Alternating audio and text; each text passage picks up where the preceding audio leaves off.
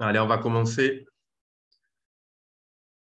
Encore une nouvelle fois, bonjour à toutes et à tous et bienvenue pour ce nouveau webinaire. Voilà, donc je suis ravi de revoir certains d'entre vous. Alors, on va commencer l'année 2023 en parlant d'autofinancement. Alors, une fois n'est pas coutume, hein. On parle souvent de levée de fonds, on a parlé de problématiques bancaires. Et là, on va revenir un peu sur quelque chose d'un peu plus terre à terre, l'autofinancement ou le bootstrapping. Voilà, donc c'est un terme qui est assez utilisé, qui va être de plus en plus utilisé. Alors, on a présenté avec Franck, on a fait une baseline un peu provoque en disant, en parlant pour les startups, les TPE, PME, surtout les startups notamment, d'argent facile. On est conscient, bien évidemment, que beaucoup d'entre vous qui ont soit dû recourir à la dette ou soit pitcher devant des investisseurs, c'est loin d'être facile d'aller évidemment chercher de l'argent, surtout quand on est en phase d'amorçage. Néanmoins, c'était important de faire ce webinaire parce qu'on on ressort quand même de 3 années fastes pour les entreprises, 3 années fastes avec notamment beaucoup de liquidités au niveau européen, avec la politique du quoi qu'il en coûte. On se souvient tous évidemment des PGE ou des PGE de confort, des subventions de BPI. Voilà, donc il y a eu beaucoup de choses qui ont été faites et beaucoup d'argent ces 3 dernières années. Et à côté de ça, évidemment, ça a entraîné une euphorie, notamment à la fois sur le marché de la bourse, mais aussi sur le marché du non-coté. Et beaucoup d'entre vous, ou en tout cas de start-up, ont pu lever, que ce soit en série A, sur une série B. Et il n'était pas rare d'ailleurs de lever à l'époque sur une idée, sans avoir forcément encore de proto, ou tout simplement de recourir à la dette. Donc, on va dire que il y avait aussi en parallèle un discours, hein, c'est vrai, un discours sur notamment la Startup Nation, encouragé au niveau politique. On a vu que dans les classements, les levées de fonds étaient vraiment bien positionnées. C'est à la course un peu à celui qui allait lever le plus. Et on va dire qu'on a perdu un peu la finalité de la rentabilité. Et tout ça pour vous dire que, en tout cas depuis 2022, on l'a constaté, je pense que vous l'avez constaté aussi, il y a un retournement de marché et on revient petit à petit à des bases un peu plus solides, des standards où on reparle de rentabilité. C'est-à-dire comment aujourd'hui on fait pour déjà déterminer son seuil de rentabilité et y arriver le plus vite possible. Et comment aujourd'hui on va contextualiser, rationaliser son business, piloter son business pour essayer d'être rentable. Ce qui ne veut pas dire que derrière, ça ne crée pas des opportunités pour aller lever des fonds ou aller voir son banquier. Mais en tout cas, c'était un peu aujourd'hui le propos, en tout cas, vous allez le voir, de dire comment aujourd'hui l'autofinancement va pouvoir vous permettre d'assurer cette rentabilité. On va parler bien sûr indicateurs. Voilà, avec Franck, on va parler de pilotage de business. Et l'idée, c'est aujourd'hui que vous ayez, alors il n'y a pas de recette miracle, mais une feuille de route un peu pour savoir comment aujourd'hui, avec l'ES, on peut faire du mort, comment aujourd'hui on peut essayer de faire du business et d'être sexy, et tout en assurant une rentabilité, évidemment, tracer les coûts et avoir une gestion de bon père de famille. Donc, du coup, le moment est venu de présenter Franck. Franck, bienvenue à toi. Alors, je vais te présenter, hein, on avait déjà fait un webinaire, c'était en 2021, me semble-t-il. C'était justement on avait parlé du commercial pour le coup. Donc, je vous enverrai le lien si vous souhaitez en savoir plus à ce sujet-là. Et là, Franck, donc toi, pour te représenter, donc tu es président fondateur d'Evolena. Tu as débuté ta carrière comme technicien informatique, donc tu connais bien ce milieu du numérique. Tu as travaillé chez Capgemini, chez IBM. Tu as créé pas mal d'offres groupes et même tu étais les premiers à installer les usines logicielles. Tu as assuré par la suite pas mal de postes de direction générale au sein de PME. Et tu t'es mis à ton compte voilà, depuis en 2002 pour pouvoir aujourd'hui aider à la fois les TPE, PME et les startups, à la fois dans leur business, pour les aider dans leur business, pour les accompagner, mais aussi pour se structurer et notamment pour revoir ces notions d'échelle, la scalabilité. Donc, tu as un profil assez tech et évidemment, tu connais bien ce monde-là. Je ne sais pas si tu voudras compléter ton profil, mais en tout cas, je te laisse la main. On va essayer de faire un format assez court pour vraiment prendre le maximum de questions. Je sais que je me doute que les entreprises ont à cœur de te poser pas mal de questions et sur des cas particuliers, peut-être qu'elles traversent en ce moment. Donc, je te laisse la main pour présenter, pour faire déjà un premier constat, effectivement, savoir un peu au contexte macro comment ça se passe au niveau aujourd'hui des entreprises pour aller lever des fonds notamment, et puis parler ensuite de la stratégie pour aller piloter son business avec l'autofinancement. Merci Christophe. Bonjour à toutes et à tous. Effectivement, juste 2 mots pour compléter les gentils mots que Christophe a eus à mon endroit. Comme vous le voyez, je suis presque un lapin de 3 semaines, mais j'ai passé l'âge où les enfants sont encore à la maison, parce que c'est plutôt les petits-enfants qui y sont de temps en temps. Toute plaisanterie mise à part, effectivement, depuis 2015, on s'est spécialisé avec mon équipe dans l'accompagnement des petites entreprises. Alors, on les appelle start-up ou on les appelle TPE, PME. Là aussi, il y a un grand débat sur, le vocabulaire, mais peu importe. C'est bien des jeunes entreprises dont il s'agit, c'est bien des petites entreprises dont il s'agit. De celles dont nous avons constaté, puisque nous avons rencontré une bonne centaine de dirigeants depuis 2015 et nous avons accompagné pas loin de 30 entreprises, et donc 1 sur 3 en gros, qu'il y avait, quel que soit le sujet qu'elles abordaient, quel que soit le métier, quelle que soit leur taille, leurs moyens, on trouvait de manière quasi systématique un certain nombre de choses qui les empêchent de croître, d'être rentables. Et ces choses qu'on a, sur lesquelles on s'est focalisé pour permettre à nos clients de redécoller et de se mettre sur un parcours de croissance maîtrisé et donc de rentabilité maîtrisée. Bienvenue à notre sujet du jour. Alors, on dit que...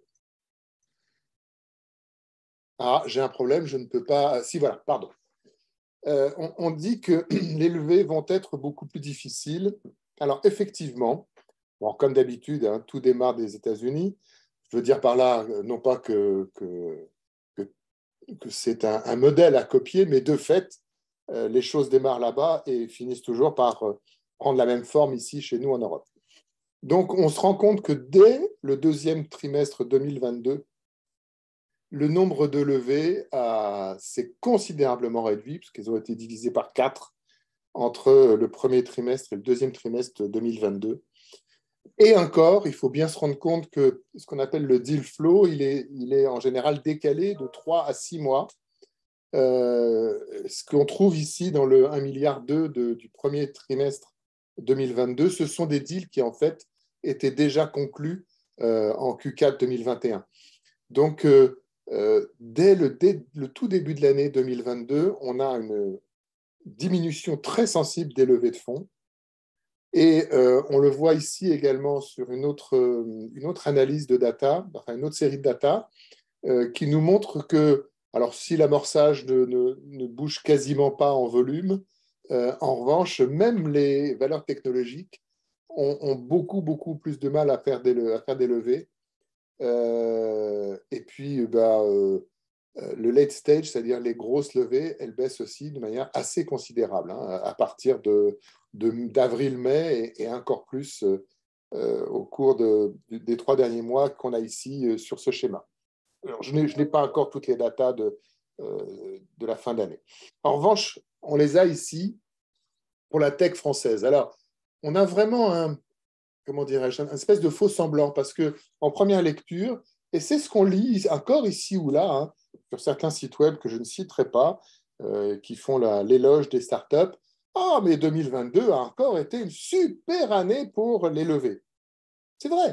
C'est vrai, 13 milliards et demi contre 11 milliards et demi en 2021, c'est vrai, mais c'est un faux-né.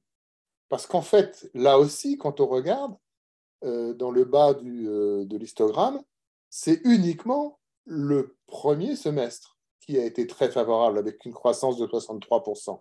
Inversement, et c'est la flèche rouge que je vous ai mise, le deuxième semestre voit une baisse de 21%. Alors, il faut aussi regarder de manière un peu plus fine. Hein. Moins 21%, c'est du volume. En revanche, le nombre d'opérations, lui, n'a quasiment pas bougé. Ça veut dire, encore une fois, que les petites levées ou les deuxièmes tours qui servent à conforter des entreprises qui ont déjà fait une première levée ont continué. Donc, on ne parle pas d'un arrêt, on parle d'une raréfaction. Et tout cela, en fait, a une grande logique. C'est tout à fait logique. Pourquoi? On a d'une part un retour de l'inflation qui n'est pas seulement dû, comme on avait pu le croire au tout début de 2022, à des problématiques d'approvisionnement, de hausse des prix des matières premières et des denrées alimentaires. Non, non, l'inflation s'est instillée à peu près partout. Dans certains secteurs, la fameuse boucle prix-salaire s'est mise en branle. De fait, les banques centrales ont fait leur boulot en montant les taux directeurs. C'est donc la fin de l'argent gratuit. Quand je dis ça, ce n'est pas pour nous, vous et moi, c'est pour les fonds, parce que les fonds, l'argent qu'ils nous prêtent, les banques, l'argent qu'elles nous prêtent, ils vont le chercher sur le marché. Et il y a encore un an, il faut bien se rendre compte de ça, les opérateurs financiers allaient chercher de l'argent à taux négatif, c'est-à-dire qu'on leur donnait de l'argent pour leur en prêter. C'est fini. Elles empruntent de l'argent aujourd'hui entre 3 et 4%. C'est plus du tout la même chose. La collecte va donc, de fait, pour ces gens-là, être beaucoup plus difficile. Donc, il va y avoir une exigence en termes de taux de retour sur investissement. Quand hier, elles achetaient de l'argent, entre guillemets, à zéro ou même à -1, et le taux de retour sur investissement pouvait être juste de 1 ou 2%, ça leur suffisait. Il y avait toujours un bénéfice entre deux. Aujourd'hui, les empruntent entre 3 et 4. Il va bien falloir dégager des taux de retour sur investissement beaucoup plus importants. Donc, pour nos fonds comme pour les banques, une plus grande sélectivité dans les dossiers. On ne va plus traiter de la même manière à tout le monde. Et donc, on va faire moins de tours de table. On va rationaliser quelque part les investissements. Moins de levées, moins de crédit. Et ben pour nous, c'est pour nous que maintenant, à la fin, au bout du cycle, c'est nous qui allons, entre guillemets, en pâtir parce qu'il va falloir faire autrement. Quelques mots sur, je voudrais y revenir parce que je pense que c'est important. Pourquoi est-ce qu'on avait tant pris l'habitude d'aller chercher de l'argent qui, c'est vrai, ne nous tendait pas les bras. On sait qu'il y a des ratios de l'ordre de un dossier sur 8 trouvait sa levée. Et en banque, un peu moins, 1 sur 5. Un peu plus, je veux dire, 1 sur 5. Mais donc, ce n'était pas tout le monde. Nonobstant, il y avait quand même pas mal de gens. Donc, il y avait des bonnes et des mauvaises raisons pour lesquelles tout le monde parlait lever et beaucoup essayaient de lever. D'abord, des bonnes raisons. Ce que j'appelle les bonnes raisons, c'est qu'il y a certains business qui nécessitent ce qu'on appelle une haute densité capitalistique, c'est-à-dire qui nécessitent d'avoir effectivement de l'argent parce qu'on n'est pas prêt à aller sur le marché. La medtech en est, je crois, le meilleur exemple. Une fois qu'on a fini les essais cliniques, qui sont déjà relativement longs, même si dans la phase Covid, on a vu des Moderna ou des Pfizer avoir des essais cliniques très courts. Nonobstant, après, il faut les autorisations de mise sur le marché. Moi, j'ai un ami qui est dans une boîte comme ça, qui est une start-up qui a déjà levé près d'1 milliard. Hein. Mais dans la medtech, ça fait 6 ans, ils n'ont toujours pas vendu un seul produit. Et ça fait 6 ans que d'essais cliniques en autorisation de mise sur le marché, ils crament du cash. Bon, voilà typiquement le type de business où il faut de l'argent pour tenir le temps d'être en capacité d'aller sur le marché. Autres types de business qui nécessitent des forts capitaux, c'est paradoxalement des business qui ont très peu de valeur ajoutée. C'est juste l'idée d'usage qui fait l'originalité. Mais c'est très facilement copiable. Et donc, si c'est très facilement copiable, il faut prendre des parts de marché très vite. Donc, il faut dépenser une énergie marketing et commerciale très importante pour capturer les plus grosses parts de marché le plus rapidement possible, parce que très vite, des concurrents vont pouvoir nous copier, parce qu'on a très peu de différenciation derrière. Alors, le SaaS aussi, bien sûr, puisque finalement, on va louer notre produit plutôt que de le vendre, et on va le louer sur des périodes de, en général, 36 mois, nécessite des capitaux parce que tous les coûts fixes doivent être couverts tant que le MRR n'est pas suffisant. Mais je dis quoique, parce qu'il y a quand même des moyens aujourd'hui de financer des contrats SaaS et d'obtenir en cash l'équivalent des 36 mois de loyer. Alors, je ne dis pas que c'est facile, il y a quelques acteurs qui le font de manière sérieuse. Tous les dossiers ne sont pas finançables, tout dépend aussi de la qualité du client final. Mais en tout cas, il y a des solutions dans un certain nombre de cas de figure, d'où mon terme de quoique. Ça, c'est ce que j'appelle les bonnes raisons. Il y a vraiment un certain nombre de business qui font qu'on ne peut pas jouer sans avoir de forts capitaux à notre bilan. Après, il y a les mauvaises raisons. La première des mauvaises raisons, ne l'oublions pas, c'est que c'était quand même relativement facile. Et alors, je ne dis pas encore une fois pour tout le monde, mais pour un certain nombre de sujets, il y a des sujets qui plaisaient au fond. Et donc, à partir du moment où on était dans ce sujet, tiens, on fait de l'IA dans tel domaine, tiens, on est dans la finance avec de l'IA, tiens, on est dans le legal tech. Comme par hasard, ces dossiers-là, beaucoup de ces dossiers-là, trouvaient facilement des financements. Et donc, les dirigeants, oh, mais ce n'est pas un problème, on va lever.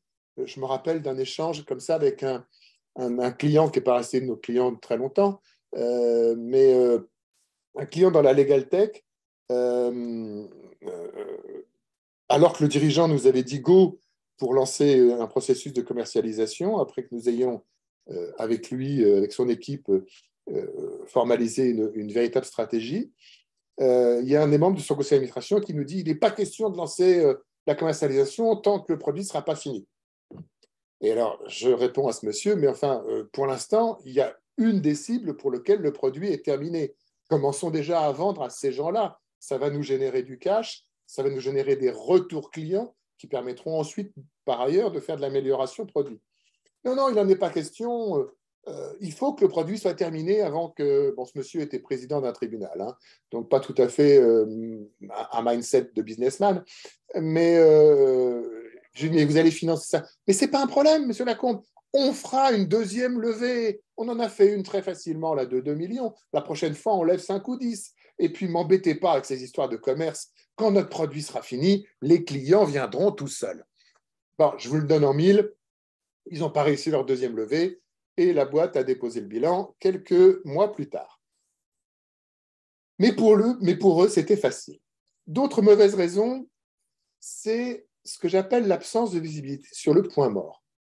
C'est bien gentil de dire je ne suis pas rentable, donc je lève. Oui, mais si je ne sais pas ce qu'il faut faire pour être rentable, si tous les 4 matins en sortant de la douche, j'ai une nouvelle idée et je dis tiens, maintenant on va plutôt faire ceci comme ça, tiens, on va changer, on ne va plus commercialiser en direct pour telle cible, mais on va faire de l'indirect. Bref, si tout le temps, en permanence, on change les paramètres de la stratégie, qu'est-ce qui se passe? Notre modèle économique n'est pas figé, donc on n'est jamais en situation d'aller chercher un break-even, d'aller chercher un point mort.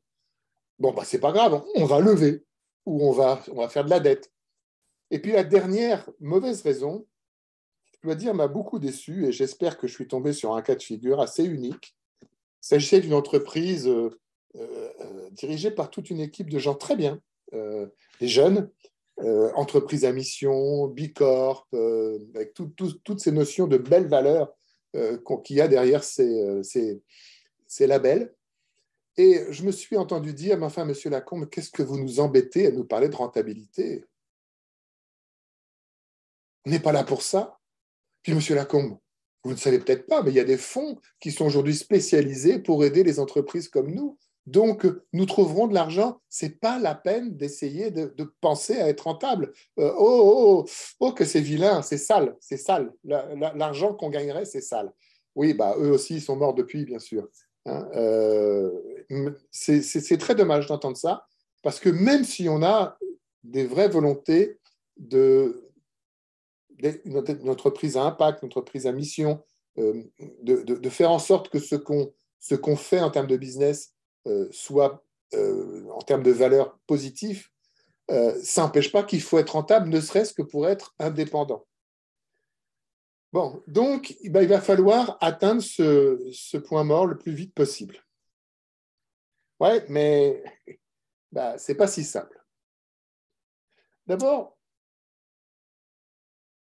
je voudrais vous donner quelques constats qui ne sont pas des jugements, qui sont vraiment au sens propre des constats, c'est-à-dire des choses qu'on a vues chez nos clients ou nos prospects. La première chose, la toute première chose, c'est que le business n'est pas au centre, je veux dire par là, le marketing, sales, le business, le client n'est pas au centre des préoccupations, ou pas assez. Et on ne rentre pas assez de chiffre d'affaires, ou alors les coûts commerciaux, le cost, c'est le cost of sales, donc les coûts commerciaux, sont trop élevés.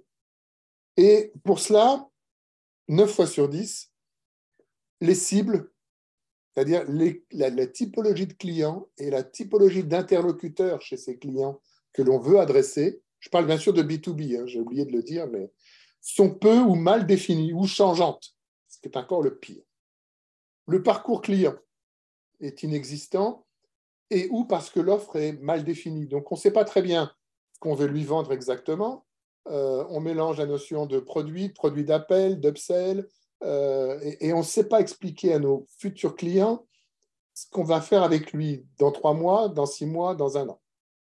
C'est ce qu'on appelle le parcours client. À ne pas confondre avec le cycle de vente, hein, qui est encore tout à fait autre chose. Et que j'exprime un peu plus loin en disant qu'il est le plus souvent peu ou mal modélisé. L'équipe commerciale n'est pas en phase avec la cible. Oh là, qu'est-ce que je vais encore m'attirer comme inimitié là. Quand je vais dire, par exemple, que si vous voulez vendre un CXO du CAC 40, n'allez pas mettre un petit jeune en face. Alors on va dire, oh, il n'aime pas les jeunes. Non, non, ça n'a rien à voir. Ce n'est pas ça le débat.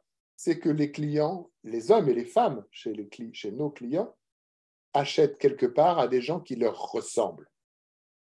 On ne va pas acheter à son fils ou à sa fille. Quand on a fait une grande école, on ne va pas acheter à quelqu'un qui a un certificat d'études. Inversement, si vous mettez quelqu'un de trop diplômé ou de trop âgé face à un chef de projet chez un client, là non plus, vous n'allez pas créer le fit.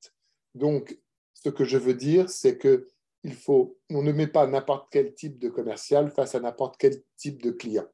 Voilà. Et puis la dernière chose, c'est une absence ou un manque de rythme dans le management commercial.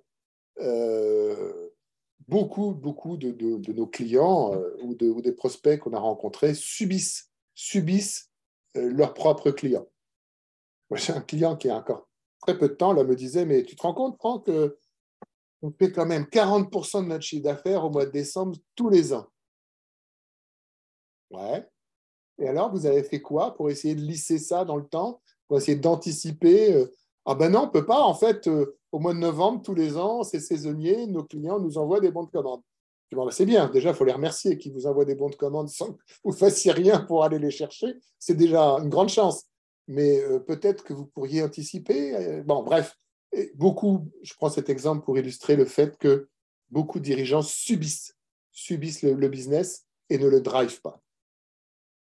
Deuxième constat, un delivery peu performant. Parce qu'on a beau, même si on fait du software, et a fortiori quand on fait du service, on a des vrais problèmes constatés le plus souvent aussi de projets clients qui sont ou mal estimés, on a mal estimé la charge de travail, ou on a mal défini les engagements, et en particulier ce qu'on appelle les limites des engagements. Le client a beau jeu de nous emmener par le bout du nez là où on ne voulait pas aller.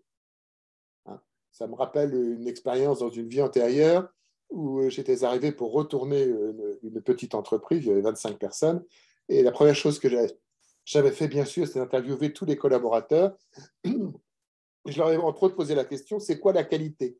Bon, j'avais eu 25 réponses, mais en gros, ça se résumait à la qualité, c'est quand le client est content. Bon, outre le fait qu'il y a une définition précise de la qualité, qui est l'aptitude d'un produit ou d'un service à répondre aux besoins de son utilisateur, outre cela, le fait de dire qu'un client est satisfait, ça ne veut rien dire. En l'occurrence, quand on livrait de la créa, c'est une web agency, quand on livrait de la créa, on avait dit dans le contrat qu'on ferait 3 occurrences, et puis qu'au bout de 3 occurrences, le client nous disait non, non, je veux qu'on continue et qu'on continuait gratuitement. Ce n'était plus de la satisfaction client. C'était du masochisme. Voilà. Le taux d'activité des équipes service n'est pas managé. Ça, dans tous les métiers de service, encore une fois, qu'on soit une boîte de service ou qu'on soit un éditeur de logiciels, mais qui est forcé de délivrer du service autour de son produit, peu importe, toute activité de service se pilote par le taux d'activité. Le taux d'activité, c'est comme le taux de remplissage dans un hôtel. C'est ce qui fait la différence entre une boîte qui gagne et une boîte qui perd de l'argent. J'y reviendrai, bien entendu. Et puis n'oublions pas, et c'est très vrai aujourd'hui, depuis 2 ans et demi à peu près, c'est que le turnover est reparti à la hausse, le turnover subi, parce que je veux être en remote H24, ou je veux être en remote, mais uniquement le mercredi et le vendredi. Et on a des exigences comme ça, surtout dans nos métiers de la tech, mais pas uniquement. On a des exigences qui sont certainement, d'un point de vue moral, parfaitement fondées, qui, à une époque où le salarié retrouve un peu de pouvoir par rapport à l'employeur, finalement, le jeune employé qui veut avoir un meilleur équilibre entre sa vie personnelle et sa vie professionnelle, passer moins de temps dans les transports, je crois qu'on peut le comprendre, mais ce n'est pas si facile à manager. Moi, j'ai des clients qui ont essayé le full remote, qui en sont revenus parce que quand on appelait le collaborateur au milieu de l'après-midi, il répondait en disant « je suis chez le roi Merlin ». Je te rappelle plus tard, bon, alors qu'il était censé travailler. Mais inversement, si on n'a pas un peu de souplesse, on ne peut plus recruter du tout. Donc, c'est quelque chose aujourd'hui qui pose un vrai problème de management. Troisième constat, les choix produits qui ne sont pas opérés. Alors ça, combien de fois j'ai vu, alors chez des éditeurs de logiciels principalement, le patron de la R&D qui... alors lui, c'est tous les matins sous la douche. Hein. Ce n'est pas de temps en temps, c'est tous les matins. Il a une nouvelle idée.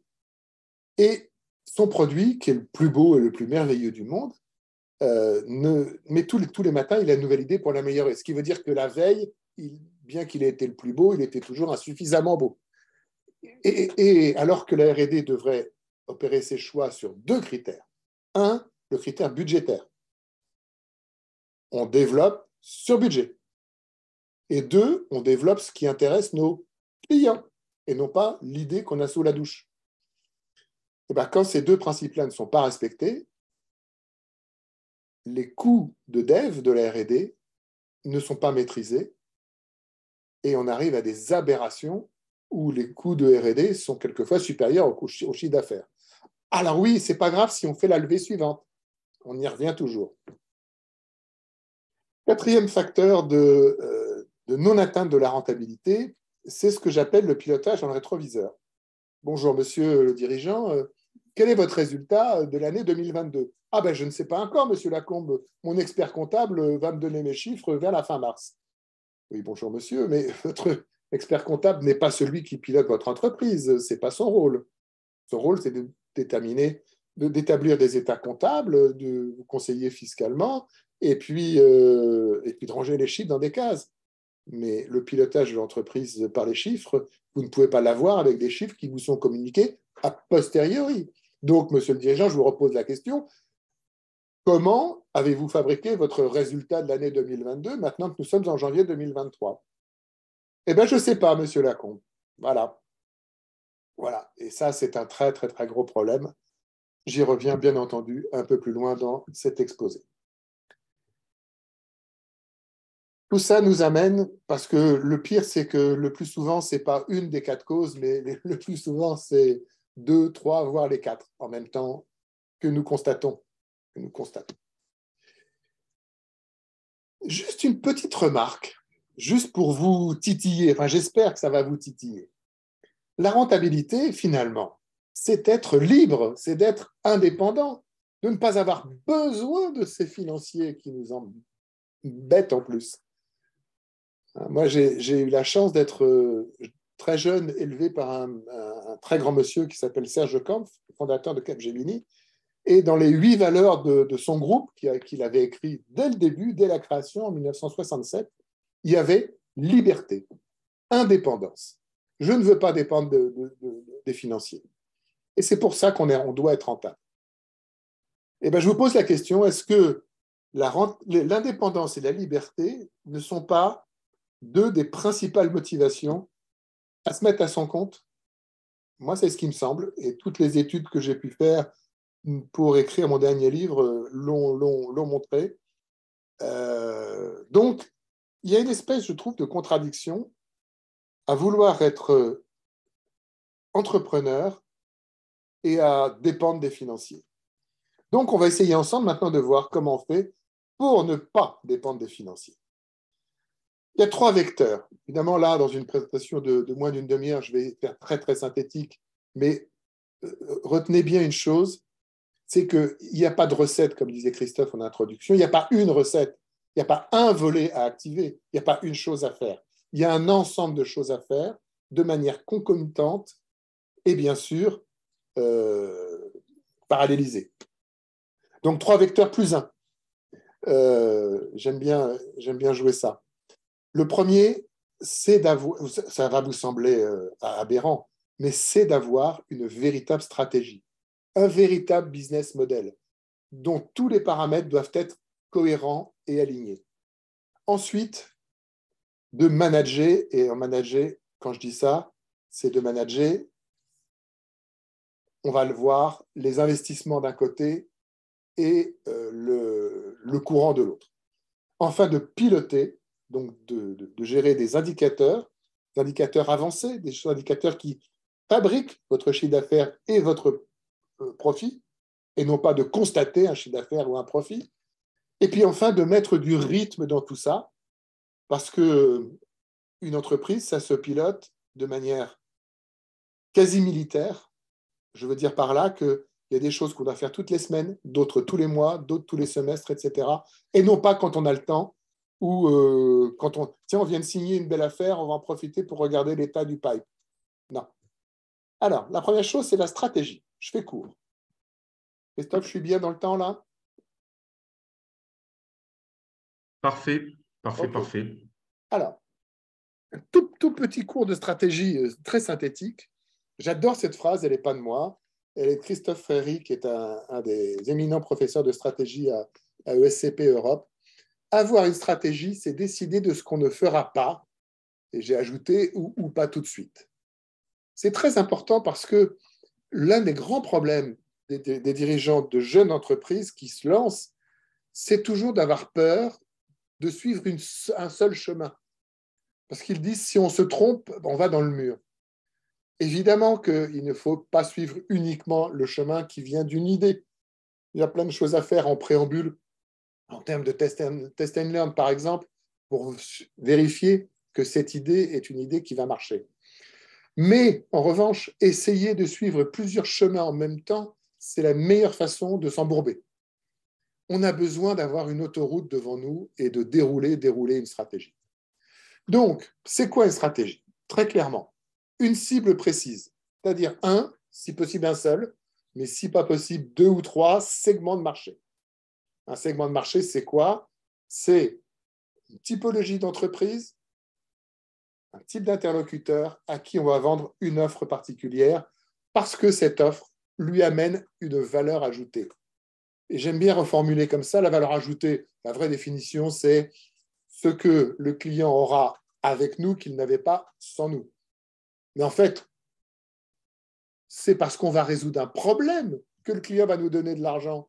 Si on ne résout pas de problème, pourquoi est-ce qu'il nous filerait du blé? Franchement, réfléchissons. Une vraie politique tarifaire, d'accord? C'est pas neutre ça, la politique tarifaire. C'est pas simplement un niveau de prix. C'est aussi une manière de vendre. Est-ce qu'on vend de l'abonnement? Est-ce qu'on vend une licence? Est-ce qu'on vend une partie variable sur les résultats que notre produit ou notre solution va amener à notre client? Il y a de plus en plus, là, il y a de la créativité à mettre en œuvre aussi. Un go-to-market, c'est-à-dire quel est le ou les canaux commerciaux qu'on va utiliser. Je vous rappelle qu'il y en a 4. Hein. Le canal direct, nous avons nos propres commerciaux que nous manageons. Le canal indirect, d'autres vendent pour nous. Le canal partenaire, d'autres vendent notre produit avec le leur, en même temps que le leur ou à côté du leur. Et enfin, l'OEM, c'est-à-dire l'embedded, comme on dit en bon français, où notre produit, cette fois-ci, il est encapsulé dans un autre produit plus vaste. Et d'ailleurs, là, on ne le voit plus. On parle bien souvent aussi de marque blanche, dans ce dernier cas.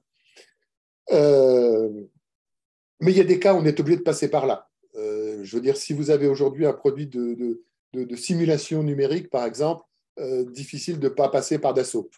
Hein, ça serait quand même... bon. Deux dernières choses, des ressources clés. Quelles sont mes ressources clés pour réussir ça? Et enfin, quel est mon modèle économique? Cette fois-ci, là, on parle d'argent, et donc d'indicateurs qu'on va pouvoir manager qui vont générer le profit. Générer le profit. Ça, c'est une stratégie. D'accord? Cette stratégie, je vais vous donner un contre-exemple. Ça, c'est le genre de truc qu'on voit dans des business plans, dans des decks qui accompagnent des business plans de startups qui cherchent des investisseurs. Ah ben c'est simple, pour les grands comptes, je fais du direct, pour les ETI, des partenaires, pour les PME, de l'indirect. Super, génial. La question qu'on pose, il y en a deux. Qui va manager 3 canaux? Parce qu'un canal de vente, ça se manage. Ça veut dire qu'il faut à la fois de la bande passante et de la compétence. Or, moi, perso, là, 45 ans de métier, je n'ai jamais vu, jamais, un directeur commercial qui savait manager aussi bien les 3 canaux qu'un seul. C'est juste un mindset qui est différent. Mais ce n'est pas tout. Quelle adaptation de l'offre, de sa valeur ajoutée et de son prix va-t-on faire pour chacune des 3 cibles-là? Si on n'a pas prévu de le faire, ça me semble presque évident. Le même produit ne va pas apporter la même valeur à une boîte du CAC 40 et au boulanger du coin. Ils ne vont pas l'acheter pour les mêmes raisons. Ils ne vont pas le payer de la même manière. Donc, ça, ce n'est pas une stratégie. Encore une fois, avoir une stratégie, c'est décider de ce qu'on ne fera pas. Pourquoi devons-nous avoir une stratégie? C'est ce qui nous permet d'allouer les bonnes ressources au bon endroit, au bon moment. En termes de marketing et de com, qu'est-ce qu'on va dire à qui? Excusez-moi, mais c'est bien gentil de faire de la com sur les réseaux sociaux en se disant qu'on inonde le monde. Déjà, le monde, c'est quelque chose de la réalité beaucoup plus restreinte que ça. Mais surtout, en fonction de la typologie de personnes qu'on cible, le message, on ne va pas l'envoyer de la même manière, on ne va pas dire de la même manière, on ne va pas utiliser les mêmes influenceurs, les mêmes canaux. En termes de vente, on va pouvoir sélectionner les entreprises qu'on veut attaquer. Ce n'est pas la peine. Et il y a un proverbe provincial qui dit « qui trop embrasse mal étreint ». C'est très simple. Je préfère avoir 15 entreprises dans ma liste et essayer d'en signer 10 ou 12 plutôt que d'en avoir 200 et de se retrouver à la fin, d'être parti dans tous les sens et d'en avoir signé 1 ou 2. Si ce sont les bonnes, si ce sont les gens qui attendent notre produit, c'est ceux-là qu'il faut aller voir et pas les autres.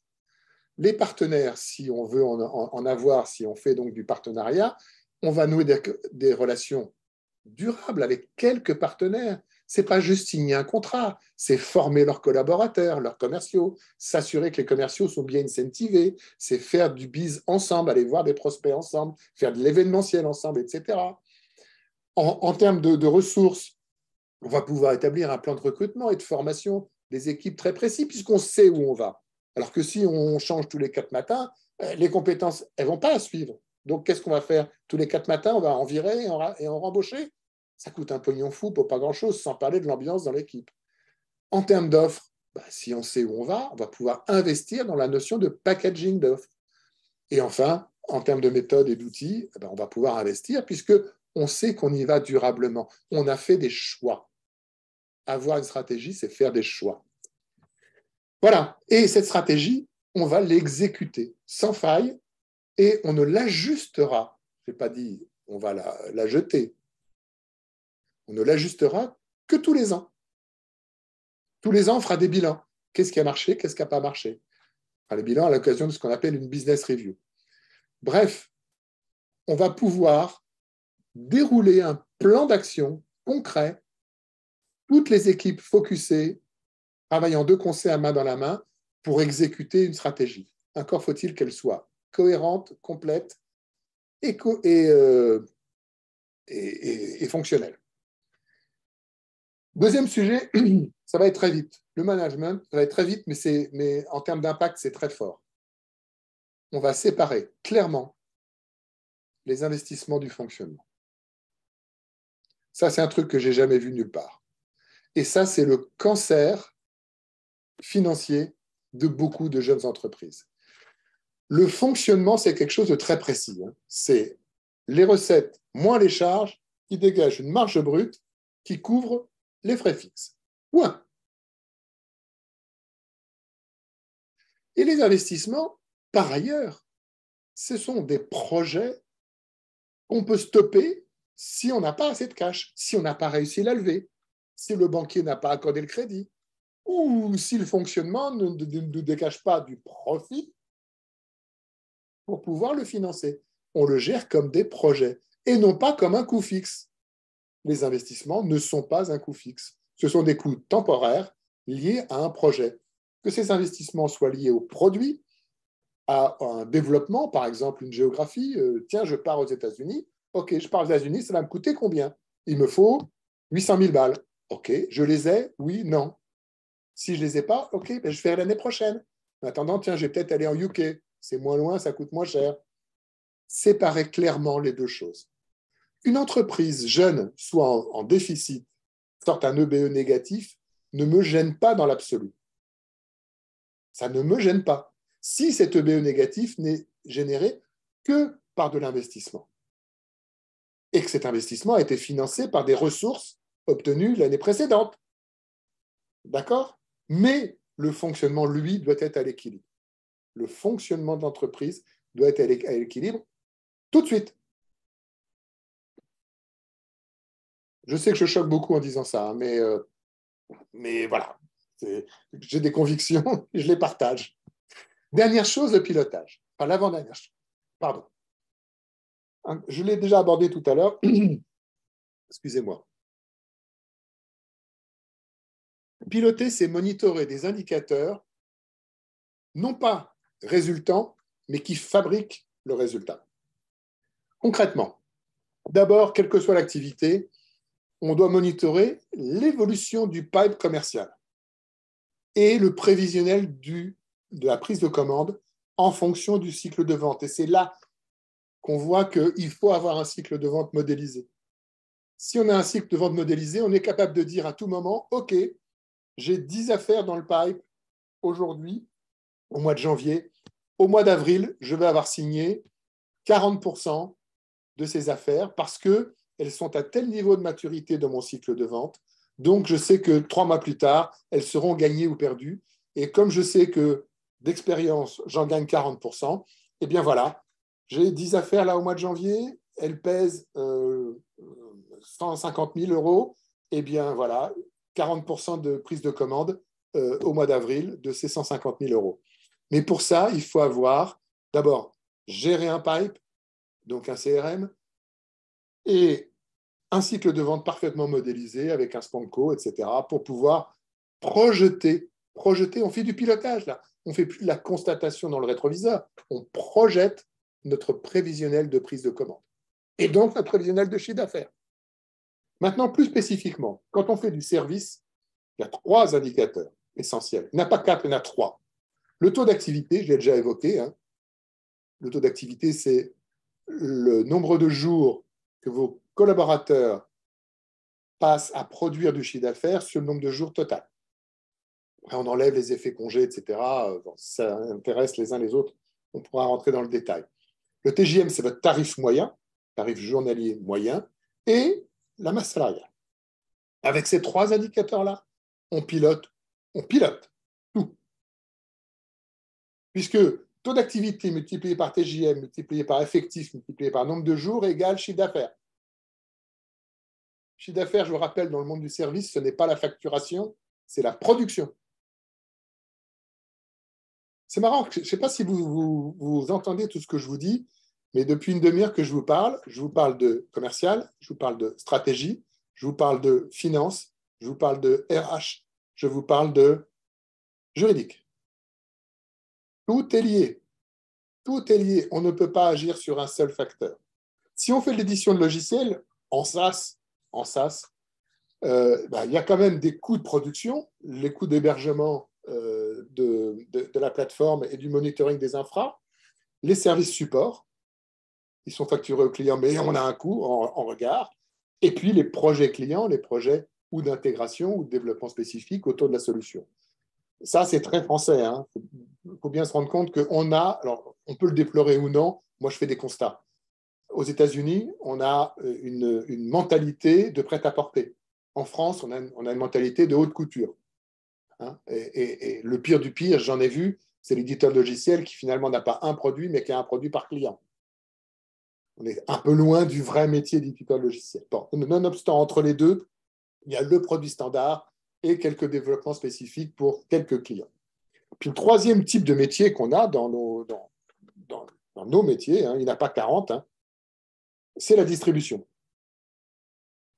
Pourquoi? Parce que même si on est un éditeur, même si on fait du service, même si on fait les deux, on a aussi quelquefois à intégrer des produits venant d'ailleurs, qu'on revend. Et là donc, on doit piloter le ratio de marge, prix de vente versus prix d'achat, et puis la gestion du panel fournisseur, pour ne pas se retrouver dépendant uniquement d'une usine à l'autre bout du monde qui tout d'un coup est fermée. Enfin, vous savez, c'est des trucs qui n'arrivent jamais, ça. Il n'y a pas d'histoire de pangolin et tout ça, mais il y en a qui se sont trouvés bien pendus quand même, avec 100% de leurs appros qui étaient gelés dans un petit coin de la Chine, là.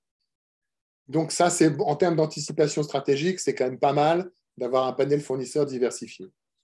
Voilà, c'est ça qu'il faut monitorer. Ce n'est pas des trucs compliqués. Ce sont des trucs de bon sens, mais ce sont des vrais indicateurs, puisque ces indicateurs-là vont fabriquer votre profit. Dernière chose, je vous ai dit qu'il y avait 3 vecteurs plus 1, c'est le rythme. Le rythme, c'est simple. Les ventes, ça se monitore toutes les semaines.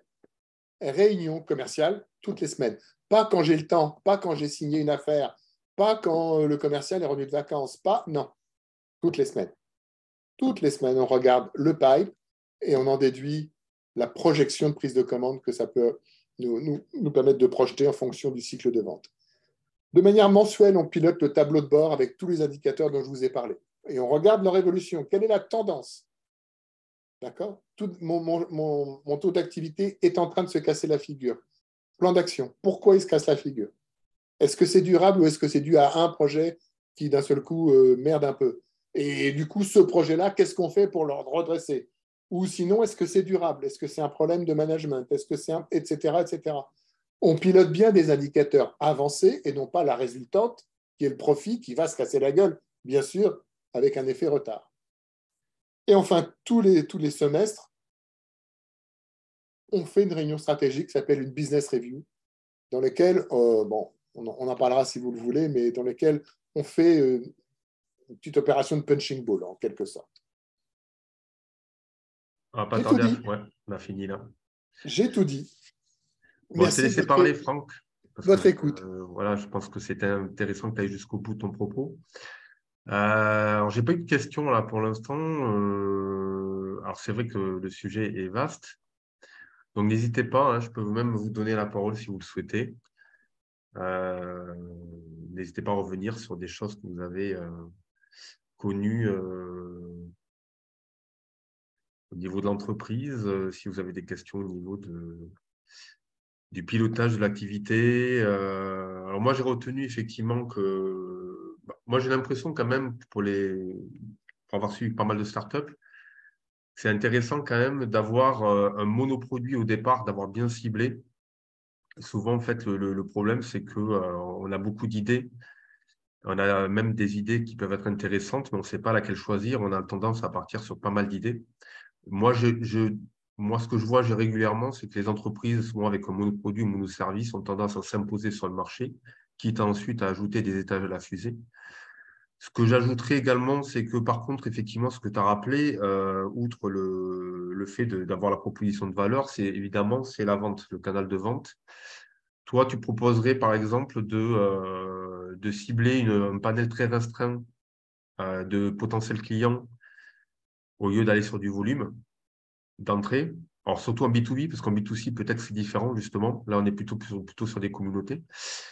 Et ensuite, bêta-tester au maximum, quitte à reléguer au placard certaines idées derrière, mais essayer vraiment de tester avec une plateforme très, très simple le produit auprès de quelques clients et ensuite d'établir un canal de vente particulier au lieu d'aller sur plein de canaux de vente en même temps. C'est pas évident de choisir des fois si on veut faire de l'indirect ou de l'indirect, mais il faut quand même choisir au départ, quoi. Tu peux pas attaquer les deux parce que de toute manière, tu n'auras pas le staff suffisant et que ça va entraîner des frais. C'est ce que toi, tu conseillerais au départ. Oui, clairement, clairement.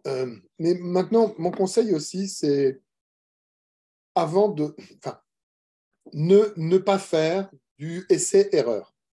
Ce que j'appelle du essai-erreur, c'est, par exemple, on dit, voilà, je vais attaquer les entreprises industrielles, je sais pas quoi, moi, entreprise de recollage, de récoltage du fin fond de la vallée de la Maurienne.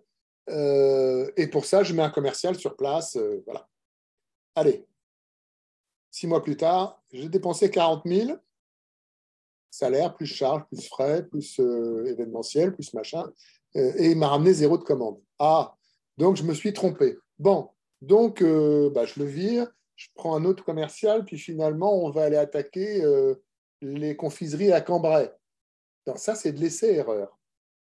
Parce que non seulement on a plus de chances de se planter que de réussir, même si on n'est jamais à l'abri d'un coup de chance, mais surtout, on n'apprend rien de notre essai. C'est ça le pire. Moi, ma préconisation, au contraire, c'est de ne jamais partir en grandeur réelle tant qu'on n'a pas fait du test and learn. Le test and learn, c'est totalement autre chose.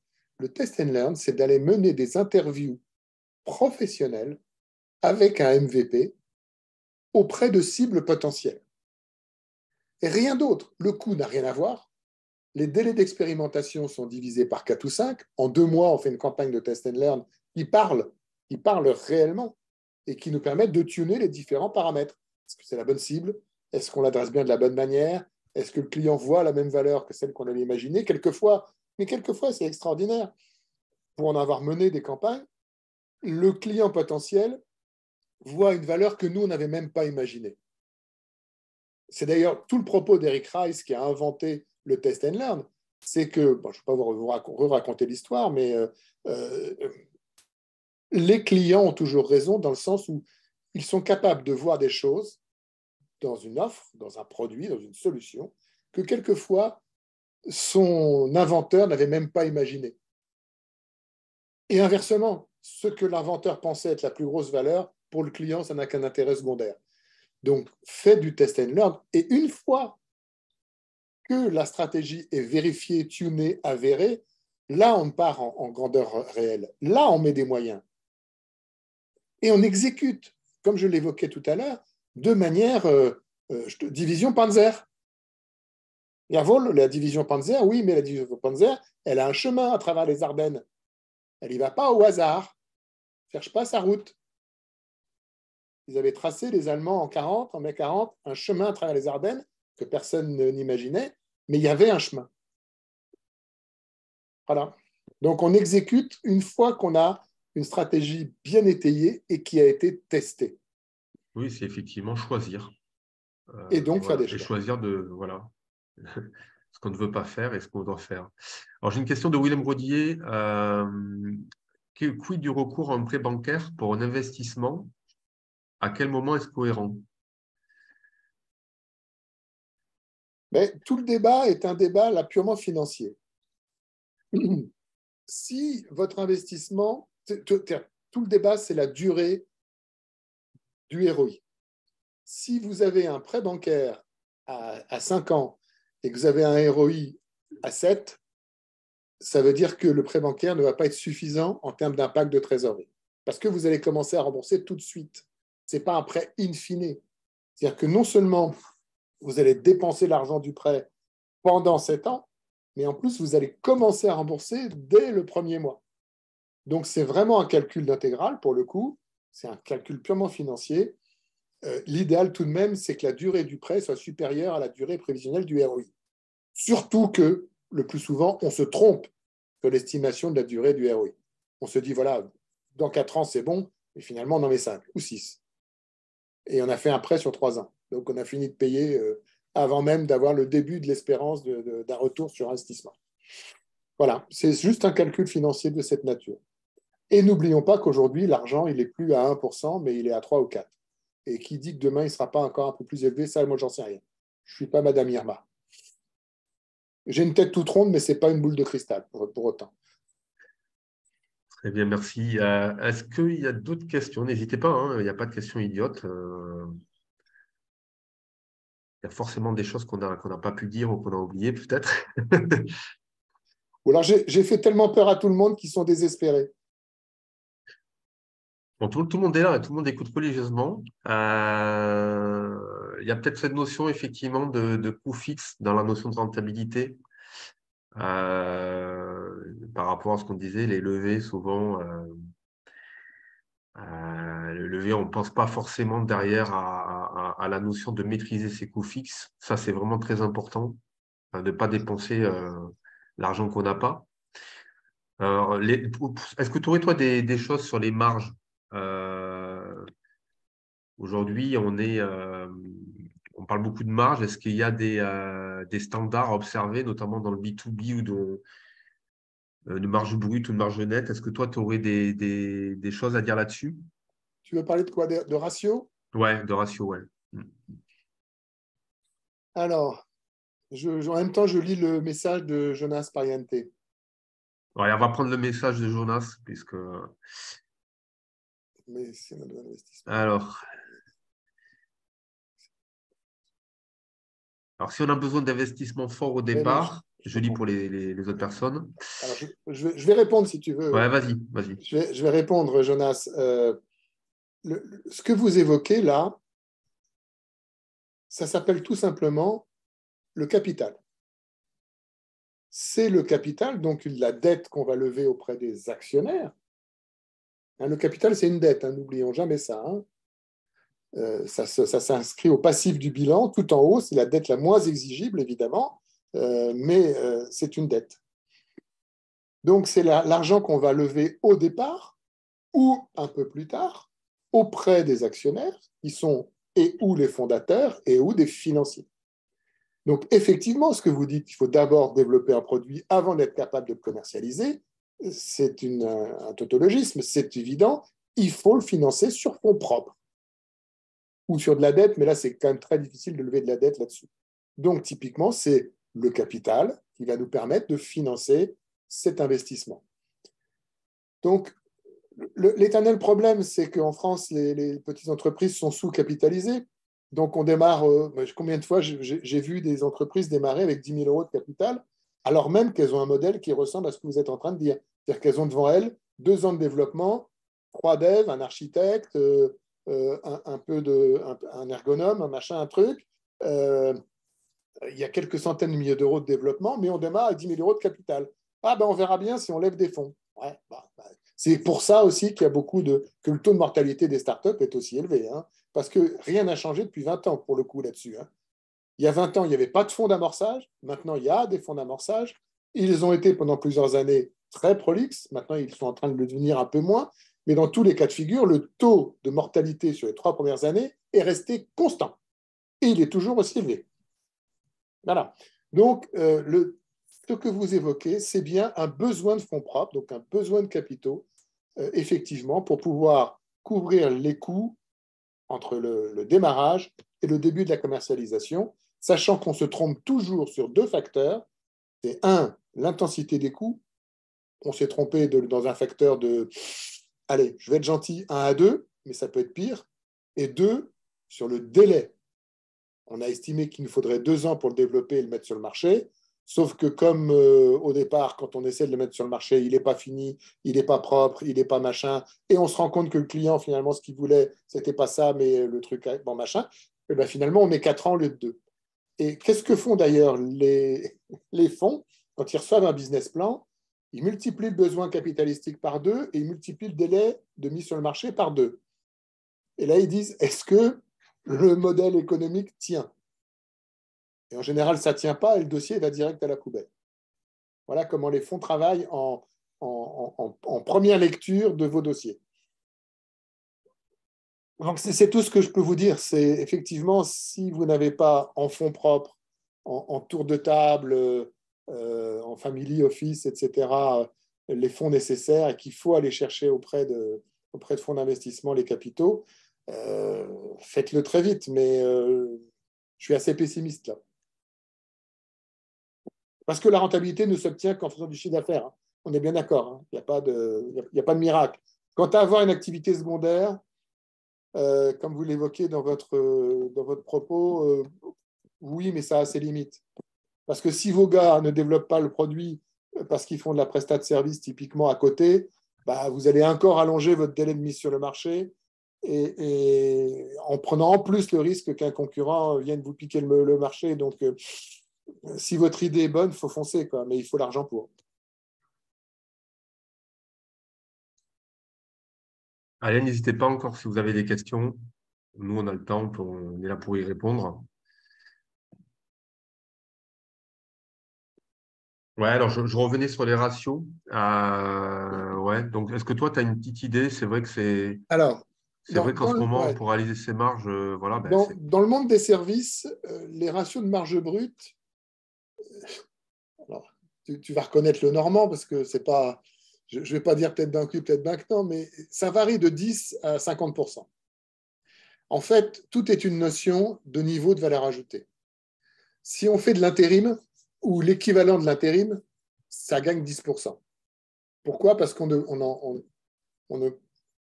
paye que très peu, comme l'intérim, le coût de l'intercontrat. Si on fait de la prestation très banalisée, on va gagner 15 à 20%. Etc., etc., etc. Plus on monte en valeur ajoutée, et puis si on fait du conseil, ou si on fait de l'intégration de systèmes, hein, on va sortir des projets à entre 40 et 50%. Voilà, tout dépend de... Ça, c'est de la marge brute. oui. Après, les coûts fixes, bah, ils doivent être contraints en fonction de ça. Si je te dis que les coûts fixes aujourd'hui doivent être de l'ordre de 20%, si tu dégages une marge brute de 10 ou 15, il y a un problème de modèle. On est tout de suite dans le rouge. Donc évidemment, si on fait de l'équivalent intérim, ce que j'appelle ça, c'est de la prestat très banalisée, très bas de gamme, la prestat de femme de ménage, hein, soyons, ce qui n'est pas une honte. Moi, je suis très content d'avoir une société qui m'amène ma femme de ménage. Hein. Mais je sais que le taux de marge qu'elle a est très, très faible. Donc, les coûts fixes sont encore plus faibles. Je ne sais même pas s'ils ont un vrai bureau. Vous voyez ce que je veux dire? Je pense que c'est du bureau virtuel. Ah oui, parce qu'il faut tout serrer. Quand tu gagnes 10%, voilà. Sachant que les femmes de ménage, si elles ne sont pas à 100% de taux d'activité, il y a en plus des salaires à payer qui ne sont pas compensés par le chiffre d'affaires. Donc voilà. Alors, l'éditeur, c'est encore un peu différent selon qu'on est dans un modèle on-premise où on vend de la licence ou un modèle SaaS où on fait de la location. Le modèle SaaS, il faut que le MRR couvre les coûts. C'est très clair. En revanche, le modèle SaaS a cette vertu qu'on embarque du signing, on embarque du contrat signé à très long terme. Mais il nous pose un problème de trésor, d'où les solutions de financement que j'évoquais tout à l'heure. Ça, c'est pour le modèle SaaS. Mais dans tous les cas de figure, le vrai ratio, c'est le vôtre. Il faut que les coûts fixes soient inférieurs à votre taux de marge brute. Voilà, c'est tout. Le tout étant bien calculer votre taux de marge brute avec des vrais indicateurs qui soient les vôtres. Quels sont et non pas des trucs théoriques.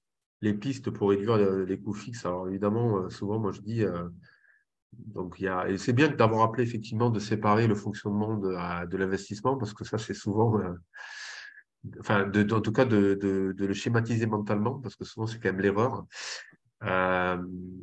Les coûts fixes, moi qu'est-ce que tu pourrais conseiller au départ? C'est peut-être pas prendre forcément de locaux, des choses comme ça, travailler de chez soi. Essayer de ne pas recruter non plus des gros commerciaux parce que le commercial au départ, c'est toi et ton associé. Il y a d'autres pistes sur lesquelles la R&D, évidemment, partir sur une idée précise et pas sur 50. Est-ce qu'il y a d'autres choses que tu vois, que tu identifies? Alors, la R&D, ce n'est pas un coût fixe, c'est un Un investissement. investissement, oui. Voilà. Oui, les coûts fixes, moi j'ai toujours été, mais j'ai été élevé comme ça, hein. Je me rappelle la première fois que j'ai présenté un budget devant un PNL budgétaire, enfin budgété devant Serge Camp, je me suis fait coller au mur parce que j'avais fait grossir mon taux de coût fixe. Donc on m'a gentiment dit, tu vas revoir ta copie. Donc j'ai été élevé comme ça et je suis un parano du coût fixe. Pour moi, le coût fixe, c'est le coût qu'on ne peut absolument pas variabiliser. C'est ça, c'est tout. C'est l'abonnement téléphonique. Bon, bah là, je suis obligé d'en avoir un. Je ne peux pas le rendre variable, que j'utilise peu ou beaucoup mon téléphone, ça va être un coût fixe. OK. Mais moins j'ai l'assurance, c'est un coût fixe. Bon. Par contre, les coûts bancaires, j'essaie de les variabiliser. Les locaux, j'essaie de les variabiliser. Tout ce que je peux acheter en sous-traitance plutôt que de salarier du temps plein, j'y ai recours. Parce que typiquement, enfin, si je lance ma boîte, je n'ai pas besoin. Ça aussi, je l'ai vu combien de fois. La première chose qu'on embauche, allez, un petit stagiaire marketing, un petit stagiaire quatrième année, puis après, on le transforme en salarié CDI. On n'a encore rien à vendre, mais on a une ressource marketing à temps plein. Voilà, typiquement, le genre de choses, il y a plein d'adeptes de grande qualité auxquels on peut faire appel. Voilà, sur les ressources, au sens physique du terme, au sens salarié, il y a plein de choses qu'on peut utiliser en externe plutôt qu'en interne, et donc transformer en coût variable et en coût facilement supprimable plutôt qu'en coût interne parce qu'on est en France et licencier un salarié, ça coûte très cher. Sans parler du prud'homme. Tiens, j'ai une petite anecdote. J'ai un de mes clients qui est arrivé un truc marrant il y a pas très longtemps là. Il y a quelques mois, il y a un de leurs salariés qui leur donne sa démission. Voilà, il part chez un concurrent et très fier, il annonce qu'il prend 25% d'augmentation. Oh, mon patron, vous étiez vraiment un vilain patron à mal me payer. Hein. Je m'en vais, et puis 25% de plus. Et puis le garçon, il finit pas sa période d'essai chez son nouvel employeur parce qu'il ne fait pas l'affaire. Et donc, il attaque au prud'homme son précédent employeur au prétexte qu'à coup de harcèlement moral, celui-ci l'a forcé à donner sa démission. Vous savez quoi, en première instance, il a gagné. Ah. On est en France. Il faut vouloir. Hein. Bravo à tous, chefs d'entreprise face à moi. Là. Bravo. Il faut vouloir. Ou être inconscient. C'est l'un ou l'autre. Non, mais après, effectivement, c'est vrai qu'aujourd'hui, tout ce qui est plateforme de freelancing se sont vachement démocratisées. Il y a de plus en plus de ressources à trouver sur ces plateformes. Donc, c'est vrai que pour commencer, ça permet de pas forcément s'engager à internaliser des ressources sur la durée. Donc, ça, c'est intéressant. Après, c'est vrai que ça peut être intéressant aussi, des fois, de faire appel à un alternant. Alors, pour ensuite derrière le faire signer dans la boîte parce que bon, tu le formes quand même un minimum. À quel moment il faut commencer à penser à internaliser ce type de ressources? Quand on a le chiffre d'affaires qui commence à être régulier, c'est toujours pareil. Hein. Mm. C'est toujours pareil. On fait grimper nos coûts fixes quand nos revenus. Alors après, on pourrait faire aussi le distinguo entre les revenus récurrents et les revenus one-shot. Mais quand la prédictibilité de nos revenus, quels qu'ils soient, devient supérieure au coût fixe, c'est toujours pareil. Le coût fixe, ce n'est pas un mal nécessaire, c'est quelque chose qu'on doit maîtriser. Le maître mot, c'est maîtrise. La question de Valérie, c'est un CDD Oui. développeur un investissement pour une activité d'application mobile. Oui, c'est un investissement. Alors après, que vous le preniez en CDD, en freelance ou en CDI, c'est un autre débat. Mais c'est un investissement. Ça veut dire que, quand on parle d'investissement, ce n'est pas quelque chose qui ne va jamais s'arrêter. Ça veut dire que ce coût on le manage comme un projet. Un projet, je vous rappelle, ça a une durée fixe, même si quelquefois on dérape un peu, mais ça a une durée prévisionnelle en tout cas. Donc, on est capable de faire ou un CDD ou un contrat de service avec un prestataire pour une durée fixe. C'est donc bien un investissement, contrairement à un coût fixe qui, lui, est quelque chose qui Linéaire. malheureusement est pérenne. Ouais, c'est important de le rappeler, hein. Je peux donner la parole encore une fois s'il y a des personnes qui souhaitent. C'est plus facile pour eux de s'exprimer à l'oral.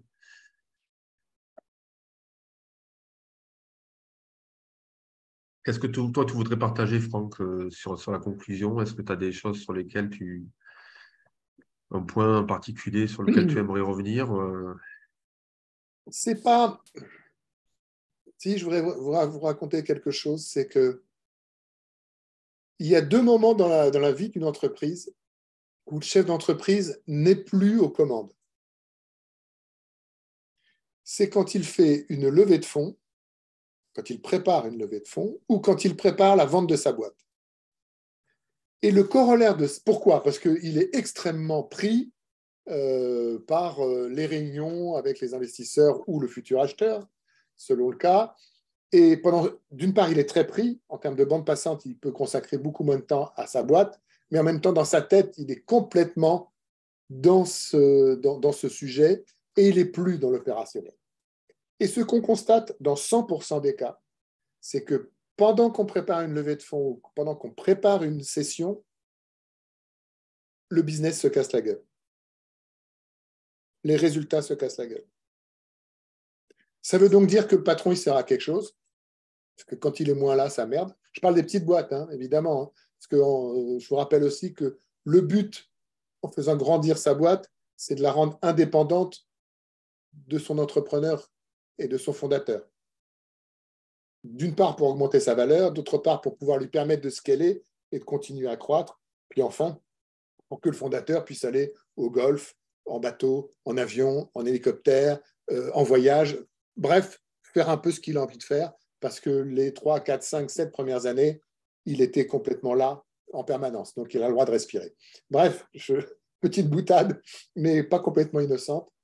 Donc n'oubliez pas que aller chercher de l'argent, c'est quelquefois indispensable. Mais posez-vous vraiment la question, maintenant que ça va être de plus en plus difficile, est-ce que je ne mets pas en plus en péril ma boîte en allant chercher de l'argent alors que j'ai très peu de chances de réussir ma levée, alors que je serais mieux à faire les bons choix, à manager comme dit Lacombe, et à rendre mon entreprise indépendante des financiers. Voilà en termes de conclusion ce que je peux dire, Christophe. Alors, juste peut-être nuancer, je me permets, hein, parce qu'évidemment, mais tu l'as dit au début, non, mais c'est vrai, parce que là, l'idée, c'est pas d'avoir des propos contre la levée de fonds. Et tu l'as rappelé, parce que je sais qu'il y a des entreprises là, qui nous suivent, qui, eux, en auront besoin quand on travaille dans de l'hardware, par exemple. Typiquement, tu as parlé de la medtech, mais tout ce qui se passe aujourd'hui autour de, là, pas forcément des applications, mais tout ce qui se passe dans la deep tech, par exemple, où dès qu'on touche au hardware, effectivement, on est obligé un peu de passer par l'état de la levée. Mais le propos aussi, c'est de dire qu'aujourd'hui, si tu veux favoriser la levée, si tu veux intéresser les investisseurs, c'est aussi de montrer au départ que tu es rentable. Parce qu'eux-mêmes vont aller privilégier ce modèle-là. Mais donc, ça veut dire que ce n'est pas forcément incompatible. À un moment donné, si on a besoin de lever parce qu'on a besoin de croître et on a besoin de commercialiser sur la grande échelle, il n'y a pas de souci. Mais toujours garder la notion de rentabilité quoi qu'il arrive. Et je pense que c'est aussi important de dire que voilà, la levée peut arriver à un moment donné de la vie d'entreprise sans forcément qu'on perde l'entière liberté, mais parce que c'est nécessaire si on veut grandir. Tout à fait d'accord. Il y a des moments où on ne peut pas s'en passer. Mais encore une fois, ça doit financer de l'investissement et pas le reste. C'est dit. Voilà. Écoutez, merci à à tous. tous. Il n'y a pas d'autres questions. A priori, non. Je vous souhaite une bonne journée. Sachez que donc, ce webinaire est enregistré. Donc, vous pourrez avoir le replay.